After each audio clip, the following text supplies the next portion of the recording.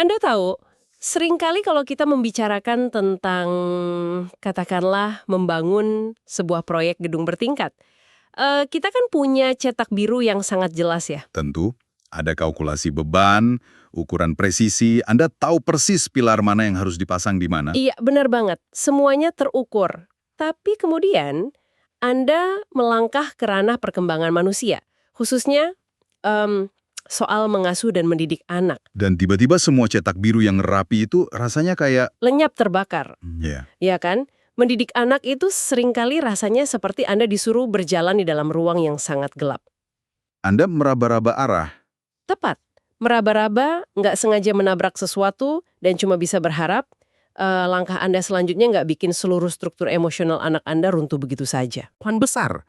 Dan ya, kita sering merasa sendirian di sana. Makanya, penelusuran mendalam kita hari ini tuh rasanya kayak kita baru aja nemuin kacamata night vision di tengah kegelapan itu. Kacamata yang sangat kita butuhkan. Pasti. Jadi kami menyapa Anda ya, Anda yang saat ini mungkin sedang mencari panduan atau sekedar ingin memvalidasi insting pengasuhan Anda.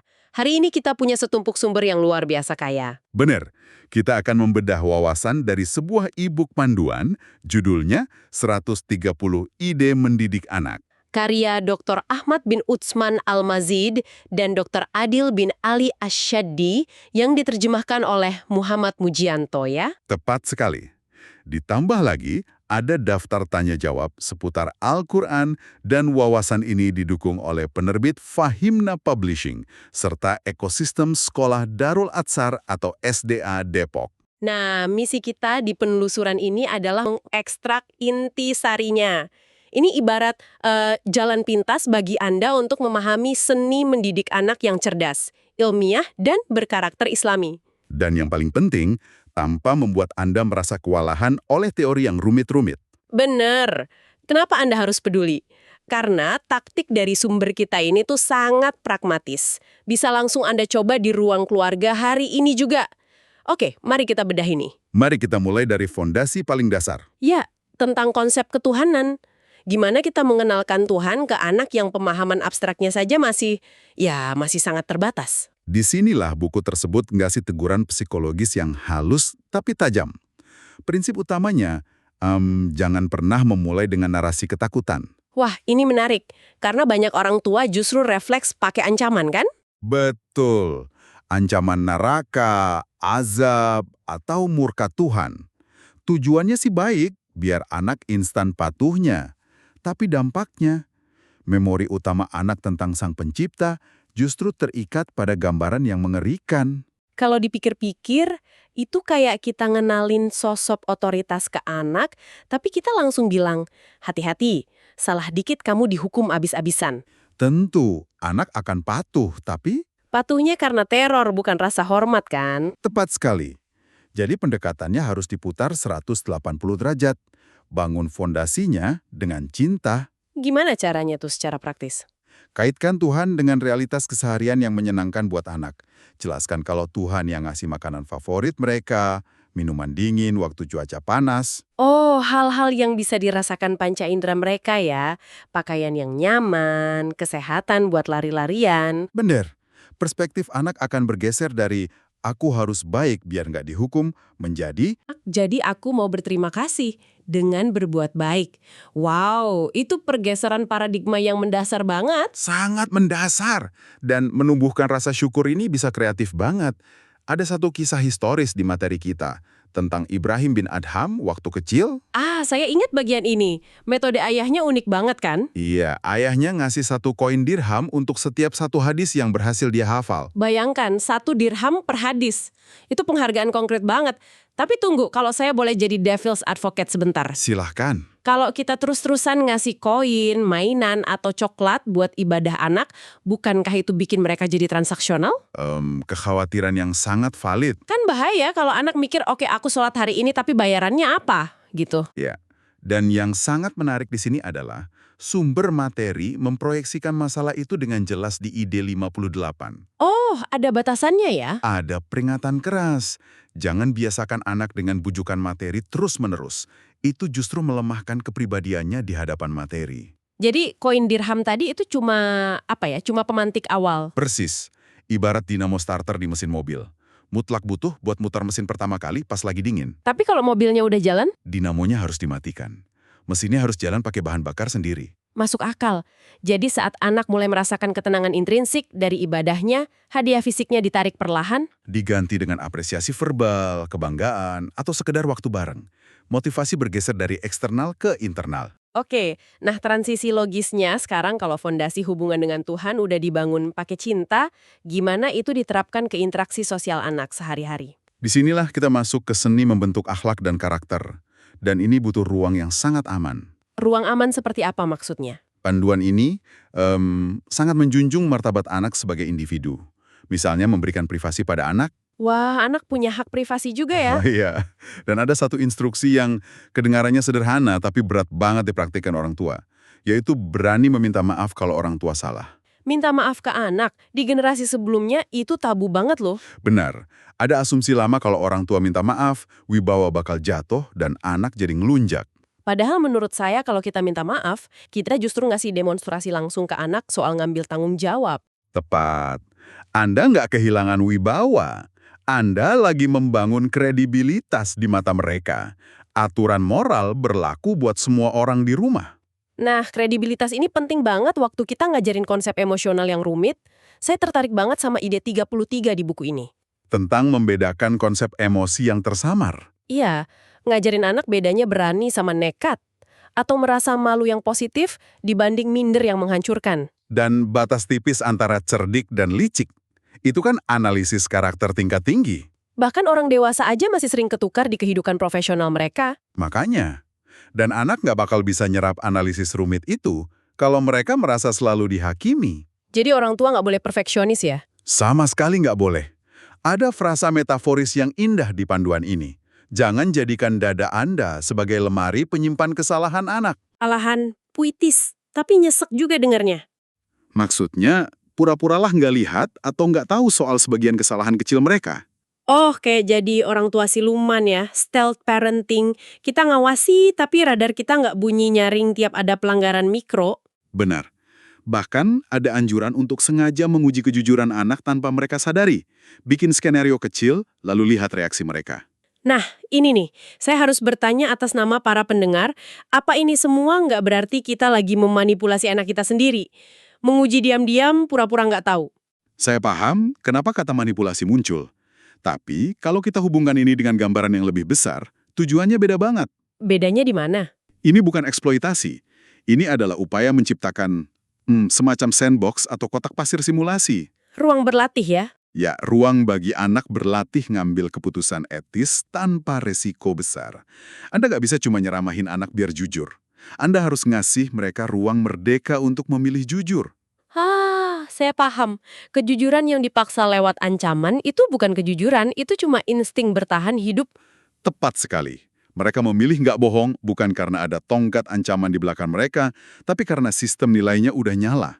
Kemerdekaan ini menarik, karena perkembangan karakter kan nggak cuma di pikiran, tapi juga butuh kemerdekaan jasmani dan sosial. Gimana kita ngasih ruang itu? Konsep kemerdekaan holistik ini praktis banget.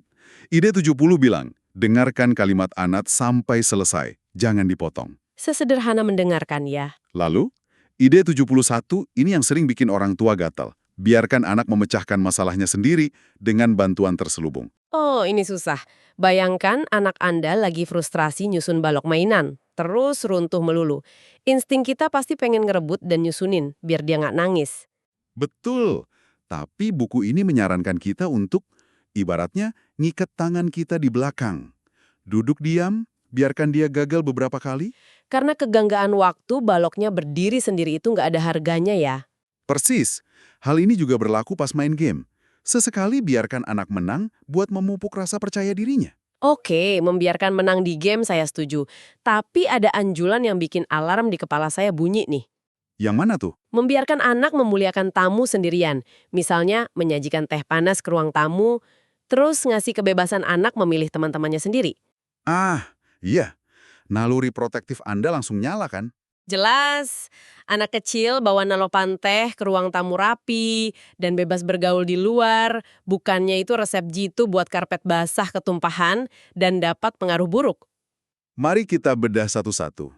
Soal teh yang tumpah, filosofinya adalah menempatkan proses belajar di atas kesempurnaan hasil. Karpet basah masih bisa dicuci gitu maksudnya. Betul, karpet bisa dicuci sehari kelar, tapi rasa bangga anak karena dipercaya ngerjain tugas orang dewasa, itu tertanam seumur hidup. Sama kayak pas mereka makan, jangan terus-terusan mengoreksi sendoknya. Oke. Karpet basah adalah harga murah buat sebuah kepercayaan diri. Tapi gimana soal pergaulan bebas tadi? Nah, perhatikan kelanjutannya. Buku ini memang melarang kita menghalangi pilihan teman secara otoriter, karena larangan frontal malah bikin anak memberontak. Terus solusinya?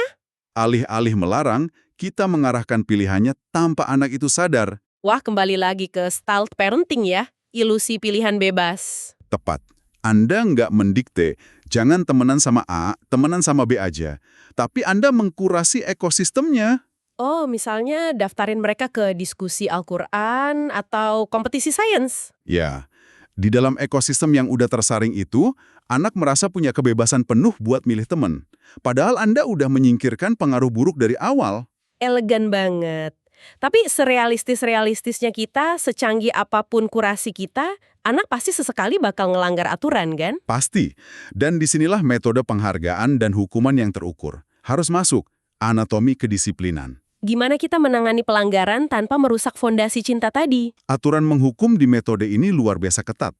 Jangan menghukum di depan orang lain. Menghancurkan harga diri ya? Betul, jangan menghukum saat sedang marah besar. Jelaskan alasan hukumannya. Dan yang paling mutlak, jangan pernah memukul wajah anak. Ini menarik. Kalau dianalogikan, kedisiplinan di sini tuh ibarat pisau bedah yang presisi, bukan palu godam yang menghancurkan semua struktur ya. Analogi yang sangat pas. Bahkan ada fakta historis yang mengejutkan diangkat di ID 121. Nabi Muhammad tidak pernah sekalipun terekan memukul anak kecil untuk kedisiplinan. Wow, nggak pernah sekalipun. Sama sekali. Tapi di sisi lain, buku ini juga realistis mengutip puisi. Kadang kita harus bersikap tegas ke orang yang kita sayangi untuk mencegah keburukan yang lebih besar. Nah, disinilah letak paradoks yang sangat menarik. Gimana kita menyeimbangkan ini? Kalau kita udah janji ke anak nggak bakal main fisik, gimana kita menghukum tanpa memukul? Kesalahan utama kita adalah menyamakan hukuman dengan kekerasan fisik. Spektrum hukuman itu luas banget. Contohnya, yang non-fisik apa aja? Bisa lewat tatapan marah yang tajam. Atau pakai metode hajir, yaitu mendiamkan atau menahan interaksi untuk waktu yang terukur. Sebentar, mendiamkan anak, bukannya itu sama dengan silent treatment yang sering dibilang toksik dan manipulatif? Nah, ini memunculkan pertanyaan penting. Jawabannya, beda banget. Hajir itu penarikan interaksi yang kalkulatif. Kalkulatif gimana? Tujuannya ngasih ruang refleksi, dan anak tahu persis kenapa dia didiamkan. Begitu dia sadar, hubungan langsung dipulihkan sehangat sebelumnya. Bisa juga dengan menahan uang saku. Berarti pertanyaannya berbalik ke niat kita ya. Apakah hukuman ini buat mendidik atau sekedar buat melepaskan amarah kita? Tepat. ID 130 menegaskan, hukuman disyariatkan untuk mendidik, bukan menyiksa. Kalau tindakan Anda menyiksa mental atau fisik anak, berarti alat yang Anda pakai cacat. Pisau bedahnya jadi palu godam tadi ya.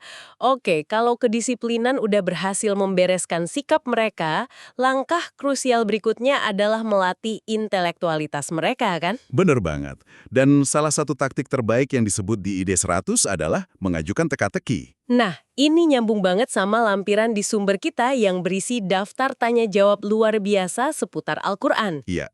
Ketimbang pakai metode hafalan paksa yang kering, metode ini mendorong gamifikasi, mengubah fakta jadi permainan asah otak. Saya bisa bayangin serunya di ruang keluarga. Daripada nanya nilai sekolah pas makan malam, kita lempar teka-teki. Surat apa yang paling panjang dan paling pendek di Al-Quran? Dan jawabannya Al-Baqarah dan Al-Kautsar, kan? Betul. Terus kita bisa masuk ke sains. Coba tebak, rumah makhluk hidup apa yang disebut paling rapuh di Al-Quran? Sarang laba-laba di surat Al-Ankabut. Bayangkan, mengajarkan sejarah dan sains sekaligus pakai teka-teki. Anak-anak itu secara alami tertarik sama hal yang di luar kebiasaan. Misalnya ngomongin sungai di surga. Yang bukan air biasa itu ya? Iya, di surat Muhammad disebut ada sungai dari susu, khamr yang nggak memabukkan, dan madu murni. Fakta visual begini memancing imajinasi mereka. Sangat imajinatif.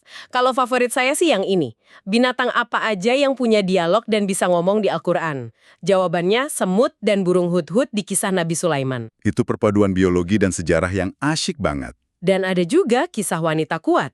Siapa wanita yang berani mendebat Rasulullah nuntut keadilan sampai didengar Tuhan? Haulah binti Sa'labah di surat Al-Mujadalah. Benar. Anda ngajarin literatur advokasi, nilai kesetaraan, tapi dalam bentuk game ringan di ruang keluarga. Secara sains kognitif, pengetahuan yang disampaikan lewat teka-teki atau diskusi santai begini jauh lebih efektif daripada hafalan paksa. Karena rasa ingin tahunya nyala ya. Tepat. Anak dilatih menguasai seni berdiskusi, merumuskan argumen. Keterampilan ini yang bikin mereka kelak bisa mempertahankan prinsip di dunia luar. Luar biasa. Jadi kalau kita merangkum inti dari semua penelusuran kita, mendidik anak itu bukanlah tentang mencetak robot penurut. Sama sekali bukan. Ini seni memahat karakter dengan strategi dan empati ekstrim. Mulai dari mengelola rasa takut, memberi kebebasan yang dikurasi lewat stealth parenting, sampai mendisiplinkan dengan dasar cinta. Dan yang gak kalah penting, wawasan ini bisa tersebar berkat ekosistem pendidikan karakter seperti Sekolah Darul Asar Depok dan publikasi dari Fahimna Publishing. Oh iya, mereka kan nggak cuma nyediain buat anak ya. Betul, mereka juga nyediain sarana belajar buat orang tuanya. Ada panduan ilmu nahwu dan syorof untuk bahasa Arab, pandian menghitung waris, sampai cara bacaan sholat yang khusyuk. Ekosistem yang terstruktur ya. Karena kalau orang tuanya berhenti belajar, kita bakal gampang balik ke pola asuh lama yang mungkin toksik. Tepat sekali. Pendidikan berkelanjutan untuk orang dewasa itu pelindungnya. Sangat mencerahkan. Nah, untuk menutup penelusuran mendalam kita, saya ingin mengembalikan fokus ini kepada Anda pendengar kita hari ini. Sesuatu untuk direnungkan. Iya, kita udah ngomong panjang lebar soal seni tertinggi mendidik anak, ngebimbing mereka jadi mandiri, di mana kita secara halus ngarahin kemudi dari belakang tanpa mereka sadari. Stealth parenting tadi. Benar.